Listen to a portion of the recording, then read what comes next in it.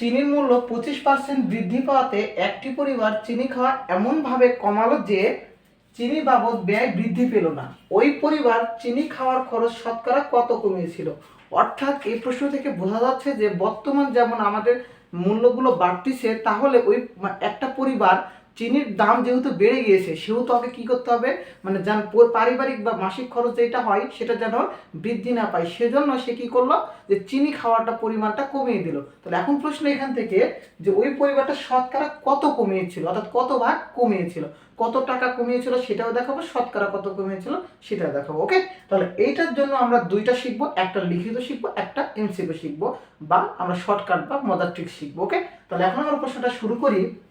বলেছে যে 25% বৃদ্ধি পাওয়াতে, তো আমরা ক্রয় মূল্য বিক্রয় মূল্যের যে অঙ্কগুলো বা হচ্ছে শতকরার অঙ্কগুলোতে আমরা ক্রয় মূল্যটা সবসময় ধরে নিতে পারি। তো এখন এই প্রশ্নে আমরা ক্রয় মূল্য না লিখে তাহলে বর্তমান পূর্ব একটা ছিল যে মূল্যটা ছিল পূর্ব মূল্য, তাহলে পূর্ব মূল্য আমরা এখানে ধরে নিলাম, পূর্ব মূল্য 100 টাকা আমরা ধরে নিলাম। ওকে, পূর্ব মূল্য কত ধরলাম? 100 টাকা।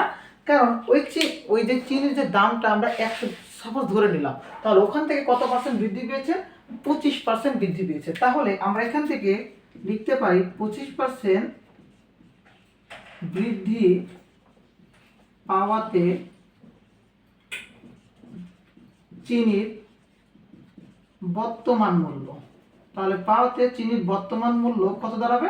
25% বৃদ্ধি পাওয়াতে 100 যোগ 25 টাকা।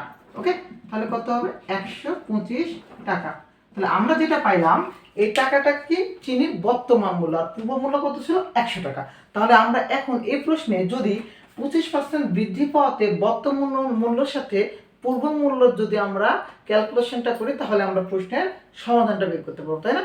তারপরে আমরা শতকরা বলেছে সেজন্য আমরা 100টা সমাধান করবো। তাহলে আমরা শুরু করি। যদি বর্তমান মূল্য 125 টাকা হয়,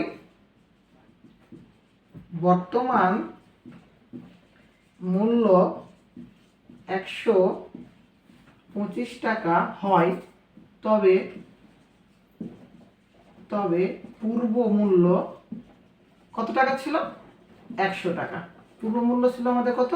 100 টাকা। ওকে, বর্তমান মূল্য 1 টাকা হলে পূর্ব মূল্য কত হবে তখন? 100 ভাগ 125 টাকা। এতটুকু কি বোঝা গিয়েছে? তাহলে বর্তমান মূল্য 125 টাকা হয়, তবে পুরো মূল্য 100 টাকা। তাহলে বর্তমান মূল্য যদি 1 টাকা হয় কি হবে? 100 ডিভাইড 125। ওকে, তাহলে এই প্রশ্নে বলেছে শতকরার কথা। তাহলে আমরা জানি যে এইসব অঙ্কে আমরা কি নিয়ে আসবো? সবসময় শতকরা নিয়ে আসবো, তাই না? 100 হলে কি করবো? এখানে 100 গুণিত 100 ভাগ 125। ওকে, টাকা। এখন আমরা এখানে কি করব?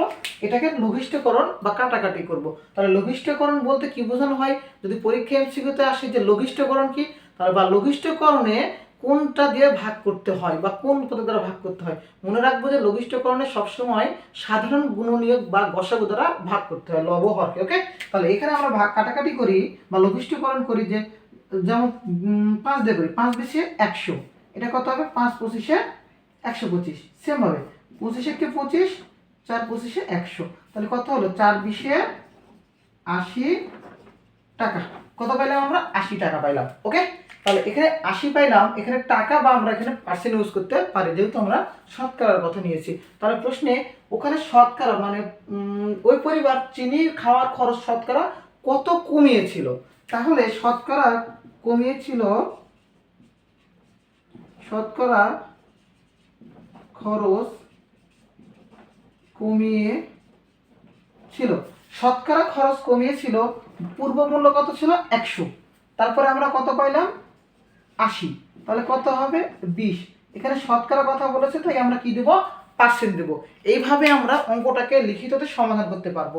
এই যে 20% উত্তর, আমাদের প্রশ্নের উত্তর হবে ক নাম্বারটা। ওকে, তাহলে এই প্রশ্নটাকে আমরা লিখিত না করে এমসিকিউতে কিভাবে সমাধান করতে পারি সেটাও শিখবো। এমসিকিউতে সবচাইতে মজার একটা জিনিস, এখানে শর্টকাট একটা নিয়ম আছে। অঙ্কটা সুন্দর করে জাস্ট খালি ওখানে দেখবো যে বৃদ্ধি না কম। যদি বৃদ্ধি হয় তবে বলেছিলাম যে এই টাইপের অঙ্কগুলোতে সবসময় 100 ধরে নিতে হয়। তাহলে বৃদ্ধি বললে 100 গুণিত এখানে কত পার্সেন্ট বৃদ্ধি, সেটা হবে আমাদের 25। এরপর নিচে যদি বৃদ্ধি বলে আমরা শুধুমাত্র এখানে যোগ করে দিব, বৃদ্ধি বললে যোগ, হ্রাস বললে মাইনাস। ওকে, তাহলে বা বিয়োগ।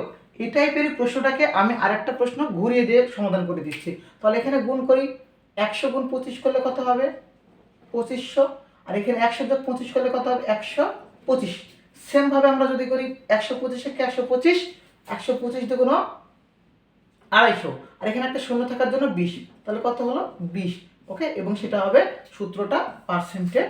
ওকে, এইভাবে আমরা যদি প্রশ্নকে এমসিকিউতে সমাধান করতে পারি তাহলে এতটা সময়, অর্থাৎ আমরা সবচেয়ে ন্যানো সেকেন্ডে সমাধান করতে পারবো, এবং এই প্রশ্নটাকে আমরা এইভাবে লিখিততে সমাধান করতে পারবো।